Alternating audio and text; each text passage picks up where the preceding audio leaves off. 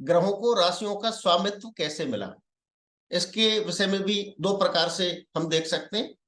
यदि हम देखें तो 12 जो राशियां होती है उनमें नृपतुल्य यानी राजा जो राशि होती है वो होती है सिंह, और सूर्य देव सभी ग्रहों के राजा हैं। तो सूर्य देव को सिंह राशि प्रदान की गई। अब राजा है तो रानी की भी कल्पना की गई, तो रानी माना गया चंद्रदेव। वैसे भी ज्योतिष में चंद्रदेव को स्त्री कारक ग्रह माना गया है। तो चंद्रमा को फिर एक राशि पूर्व की राशि दी गई, कर्क राशि। सूर्य की सिंह राशि, चंद्रमा की कर्क राशि। उसके बाद में बुध को माना जाता है राजकुमार, राजा, रानी, और इनके बाद स्थान आता है राजकुमार का। तो राजकुमार कौन है? बुध। तो बुध को दोनों तरफ की राशियां प्राप्त हुई, सिंह के बाद कन्या और कर्क के पहले मिथुन। तो मिथुन और कन्या इन दोनों राशियों का स्वामित्व बुध को प्राप्त हुआ। इसके बाद में धन की भी आवश्यकता होती है, लक्ष्मी की भी आवश्यकता होती है, ऐश्वर्य की भी आवश्यकता होती है।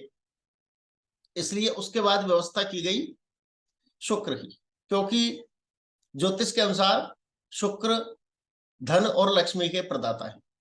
तो उसके बाद में शुक्र को स्थान दिया गया, और बुध को जो राशियां दी गई थी मिथुन और कन्या, उसके बाद की और पहले की दोनों राशियां अर्थात वृषभ और तुला, ये दोनों तरफ का अधिकार दिया गया शुक्रदेव। अब शुक्रदेव और राजा, रानी, राजकुमार और शुक्रदेव ये सब स्थापित हो गए। इसके बाद देखा गया कि इनकी सुरक्षा के लिए सेनापति की आवश्यकता है, इसलिए फिर मंगल देव को स्थान दिया गया, और मंगल देव को राशियां दी गई मेष और वृश्चिक। जो वृषभ से पहले मेष आती है और शुक्र की तुला के बाद में वृश्चिक आती है, ये मंगल देव को दी गई। मंगल देव के बाद फिर सोचा सेनापति भी ठीक है, लेकिन अब सेनापति भी निरंकुश हो सकता है, इसलिए उसके ऊपर भी नियंत्रण आवश्यक है। तो मंगल के ऊपर नियंत्रण करने के लिए उसके बाहर की जो परिधि है उसमें स्थान दिया गया देवगुरु बृहस्पति, जो देवगुरु बृहस्पति सबके ऊपर नियंत्रण कर पाए। इस तरह से फिर मंगल के बाद की राशि धनु और मेष के पहले की राशि मीन, इन दोनों का स्वामित्व दिया गया बृहस्पति देव। इसके बाद बृहस्पति देव भी स्थापित कर दिए, लेकिन बृहस्पति देव से भी कभी कोई भूल हो सकती है। देवगुरु बृहस्पति, तो उनकी निगरानी के लिए एक और ग्रह को बैठाया गया, स्थान दिया गया, और वो ग्रह है शनिदेव। शनिदेव को ज्योतिष में न्यायाधीश भी माना जाता है।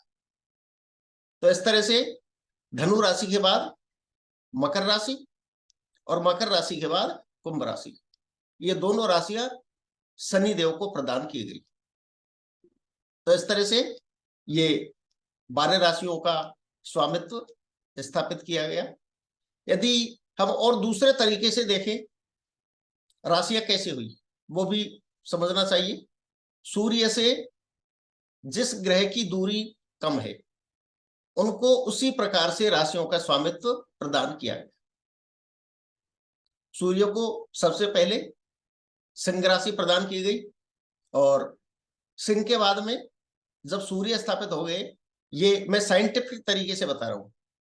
साइंटिफिक तरीके से यदि देखें, हमारे जो ऋषि थे बहुत विद्वान थे, उन्होंने हर प्रकार से इस तरह से हमारी ज्योतिष को व्यवस्थित किया है, बनाया है, कि आजकल के वैज्ञानिक भी उनसे प्रेरणा लेते हैं। उन्होंने जो वैज्ञानिक अब खोज कर रहे हैं, ये खोज उन्होंने बहुत समय पहले कर ली। पौराणिक ग्रंथों में ये सारी चीजें मिलती हैं। तो सूर्य के सबसे नजदीक जो ग्रह होते हैं वो होते हैं बुध, सबसे नजदीक। और वैसे भी यदि हम किसी भी कुंडली में देखें तो सूर्य और बुध, उनमें एक हाउस का अंतर हो सकता है, इससे ज्यादा अंतर नहीं होता है। तो इस तरह से सूर्य के बाद जो सबसे नजदीक जो ग्रह है वह है बुधदेव। तो बुधदेव को राशि प्रदान की गई कन्या। उधर चंद्रमा नजदीक, चंद्रमा के पहले की जो राशि है मिथुन, वो राशि भी बुधदेव को प्रदान की गई। इसके बाद जो नजदीक ग्रह है वो है शुक्रदेव। तो बुधदेव के बाद की यानी 6 के बाद 7 तुला राशि, और इधर मिथुन के पहले वृषभ राशि। ये दोनों राशियां शुक्रदेव को प्रदान की गई। बुध और उसके बाद में शुक्र, जो सूर्य के बहुत नजदीक हैं, तो शुक्र को 2 राशियां प्रदान की गई, वृषभ और तुला। इसके बाद में मंगल एक राशि पर लगभग 1.5 महीने से 2 महीने के बीच में रहते हैं, इसलिए मंगल देव को स्थान दिया गया और मंगल देव को राशि दी गई वृश्चिक और मेष। इसके बाद यदि हम देखें तो बृहस्पति देव की दूरी मंगल देव से ज्यादा है, वो एक राशि पर लगभग 1 वर्ष तक रहते हैं। इसलिए जो अगली राशि है सूर्य से दूरी होने के आधार पर यदि हम देखें तो इसके बाद में जो राशि है धनु राशि और मेष से पहले की मीन राशि, ये बृहस्पति को प्रदान की गई। और सबसे ज्यादा जो दूरी है वो शनि की है सूर्य से, इसलिए सबसे दूर की जो राशियां हैं शनि से सप्तम 7वां भाव जो होता है वो सबसे दूरी अधिक होती है। इधर से गिनेंगे तब भी 7 आएगा और वापस गिनेंगे तब भी 7 आएगा। तो इस तरह से शनि को अधिक दूरी होने की वजह से सबसे दूर की राशियां शनिदेव को प्रदान की गई। तो इस तरह से ग्रहों को राशियां प्रदान की गई और हमने दोनों तरीके से इनको देखा। यदि आपकी ज्योतिष या पंचांग में रुचि है तो आप चैनल को सब्सक्राइब करें, क्योंकि आगे इसी चैनल पर काफी उपयोगी वीडियो आपको देखने को मिलेंगे। धन्यवाद।